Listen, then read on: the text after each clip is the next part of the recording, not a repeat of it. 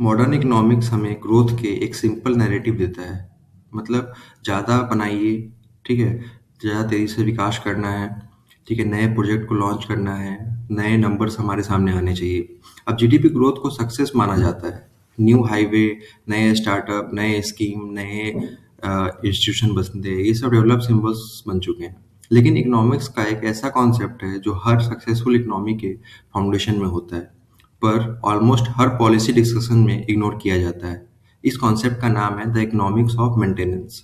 ये कॉन्सेप्ट बताता है कि इकोनॉमिक्स अक्सर फेल इसलिए नहीं होता क्योंकि वो बिल्ड नहीं कर पाता, इसलिए होता है क्योंकि हम जो बनाते हैं उसको मेंटेन नहीं कर पाते, बल्कि इसलिए होता है क्योंकि वो मेंटेन करना हमारे लिए एक चैलेंज हो जाता है। जो भी हम क्रिएट करते हैं उसको मेंटेन करना हमारे लिए एक दुविधा हो जाता है। ठीक है, तो आज हम इसी के बारे में बात करेंगे। मेंटेनेंस ऑफ इकोनॉमिक्स क्या होता है? मेंटेनेंस का मतलब है, मतलब हम जनरल लैंग्वेज में जानते हैं रिपेयर के मामले से, लेकिन रिपेयर नहीं होता। इकोनॉमिक्स में मेंटेनेंस का स्कोप बहुत ज़्यादा बड़ा है। मेंटेनेंस का मतलब होता है जो इंफ्रास्ट्रक्चर हमारे पास पहले से मौजूद है उसको मतलब फिर से कार्य में रखना, लाइक वो फंक्शनल रहे। हमारे स्किल्स को अपडेट और एलिवेंट रखना। जो हम सीख रहे हैं क्या हम उसमें कुछ अपडेट ला रहे हैं, क्या उसमें चेंज ला रहे हैं? सपोज आपने 10 साल पहले कोई स्किल सीखा, अभी के समय में उसमें कुछ चेंज की ज़रूरत है, क्या हम उसको चेंज कर रहे हैं? इंस्टीट्यूशन को एफिशिएंट और ट्रस्टवर्दी बनाना, सिस्टम को कोलैप्स होने से पहले स्टेबलाइज करना। मेंटेनेंस ग्रोथ नहीं दिखाता, मेंटेनेंस डिके को रोकता है, ठीक है, पतन को रोकता है। और डिके को रोकना डेटा में रियली रिफ्लेक्ट होता है। इसलिए मेंटेनेंस इकोनॉमी का सिस्टम एक कॉस्ट के रूप में ट्रीट किया जाता है, जबकि रियलिटी में मेंटेनेंस इन्वेस्टमेंट होता है फ्यूचर फेलियर को अवॉइड करने का। ठीक है, अब जो हमारे पास क्रिएशन बायस है वो मॉडर्न इकोनॉमीज में कैसे पहचाने? मॉडर्न इकोनॉमीज एक साइकोलॉजिकल और इंस्टीट्यूशनल बायस से सफर करता है। क्रिएशन बायस, क्रिएशन विजुअल होता है, मेंटेनेंस इनविजुअल होता है। एक नया ब्रिज बनाने पर हेडलाइन बनता है कि पुराने ब्रिज को मेंटेन करने पर कोई नोटिस नहीं किया जाता। ठीक है, नया ब्रिज बना, मंत्री जाते हैं उद्घाटन करने के लिए, लेकिन पुराना जो पहले से पुल बना हुआ है जो अंग्रेजों के टाइम पे बना था, 50 साल पहले पहले बना था, उसकी मरम्मत के लिए कोई बात नहीं करता। क्यों? क्योंकि उसमें किसी का जेब नहीं भरता। एक नई पॉलिसी अनाउंस होती है, एक पुरानी पॉलिसी को इम्प्रूव करना सभी को बर्बाद लगता है। इस बायस का रिजल्ट होता है कैपिटल एक्सपेंडिचर को प्रायोरिटी दी जाती है, सरकार का पैसा ज़्यादा खर्च होता है, बजट हमारा बढ़ चढ़ के दिखाया जाता है, long term stability short term optics के नीचे दब जाती है। इकोनॉमिक्स को लगता है वो आगे बढ़ रहा है, जबकि अंदर से वो हमें और खोखला करता रहता है। GDP maintenance build blind spot है, ठीक है? जीडीपी एक फ्लो मेजर है।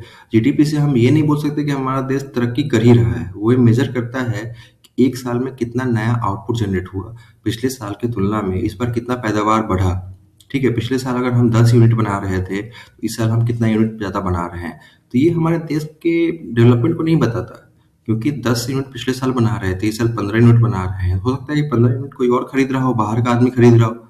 हमारे देश में इनकम तो जनरेट नहीं हुआ जो एक्स्ट्रा 5 यूनिट खरीदेगा।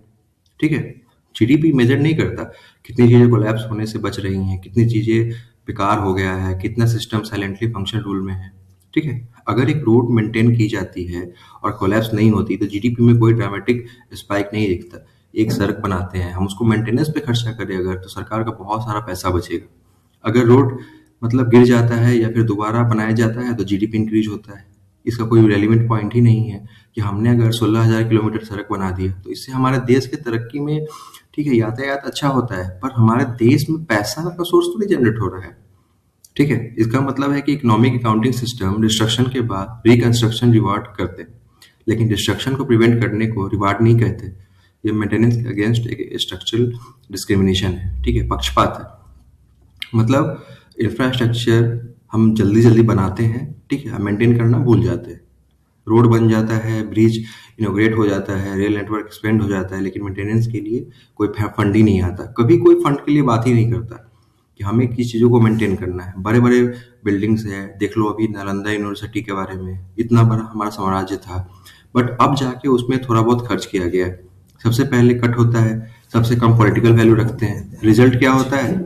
एसेट का लाइफ स्पेन कम हो जाता है, सेफ्टी रिस्क बढ़ जाते हैं, future replacement cost multiple time ज़्यादा हो जाता है। ठीक है, maintenance delay short term saving लाती है, लेकिन लॉन्ग टर्म में ये फिजिकल डिजास्टर क्रिएट करता है। अब ह्यूमन कैपिटल मेंटेनेंस फेलियर जो है वो इन्वॉल्वमेंट बढ़ाता है, डिग्री बढ़ाने मतलब बढ़ाते हैं, इंस्टीट्यूशन एक्सपेंड होते हैं, लेकिन स्किल्स को कंटिन्यूअसली मेंटेन नहीं किया जाता। टेक्नोलॉजी चेंज होती है, मार्केट डिमांड शिफ्ट होती है, पर स्किल्स अपडेट नहीं होता। इसका रिजल्ट होता है educated but unemployed workforce, productivity stagnation, youth frustration. Skill maintenance का आरओआई लॉन्ग टर्म होता है, इसलिए शॉर्ट टर्म पॉलिसी फ्रेमवर्क में इग्नोर होता है। बिजनेस और स्टार्टअप इकोनॉमिक्स को मेंटेन करने के बारे में अगर हम बात करें तो स्टार्टअप ग्रोथ को सक्सेस का अल्टीमेट मैट्रिक माना जाता है। User growth, revenue growth, expansion, लेकिन मेंटेनेंस इग्नोर होता है। इंटरनल कंट्रोल, कैश कंट्रोल या फिर cash discipline, culture, product reliability. Growth without maintenance fragile होते हैं। जितनी तेज ग्रोथ होती है उतनी तेज वीकनेस एम्पलीफाई होती है, इसलिए स्टार्टअप सडनली कोलैप्स हो जाते हैं जबकि उनका आउटवर्ड इमेज स्ट्रांग रहता है। और लगता भी है हमें the compounding effect of neglect. नजरअंदाज करने का कंपाउंडिंग इफेक्ट होता है, मेंटेनेंस का इफेक्ट कंपाउंड होता है, नेग्लेक्ट का इफेक्ट भी कंपाउंड होता है। 1 साल का नेग्लेक्ट मैनेजेबल लगता है, 5 साल का नेग्लेक्ट सिस्टम को इरिवर्सिबल डैमेज देता है। इकोनॉमिक्स में इसे डेफर्ड कॉस्ट एक्सप्लोजन कहा जाता है।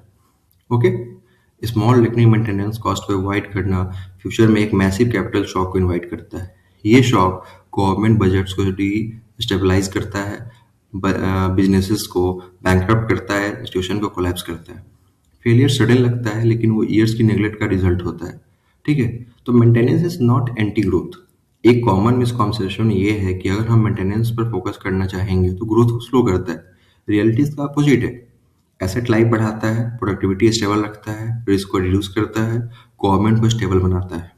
ओके, तो सबसे रेजिलेंट इकोनॉमीज वो होती हैं जो नया भी बिल्ड करती है, पुराने को रिस्पॉन्सिबिलिटी के साथ मेंटेन भी करती है। मेंटेनेंस और इनोवेशन राइवल्स नहीं है, वो कॉम्प्लीमेंट्स है। ओके, एक के साथ दूसरा। तो why this concept stage ignored? Maintenance hero नहीं बनाता, मेंटेनेंस सिस्टम को हीरो बनने की जरूरत ही नहीं पड़ने देता। ठीक है, पॉलिटिक्स, मीडिया और मार्केट विजुअल एक्शंस को रिवार्ड करते हैं, इंडिविजुअल स्टेबिलिटी को नहीं। इसलिए मेंटेनेंस को पोस्टपोन किया जाता है जब तक कोलैप्स अनअवॉइडेबल हो जाए। सो इकोनॉमिक कोलैप्स अक्सर लाउड नहीं होता, वो साइलेंट होता है। Thank you so much Phoenix science में बने रहने के लिए। वीडियो अच्छा लगा हो हमारे चैनल को लाइक कीजिए, सब्सक्राइब कीजिए और ज़्यादा से ज़्यादा लोगों तक शेयर कीजिए।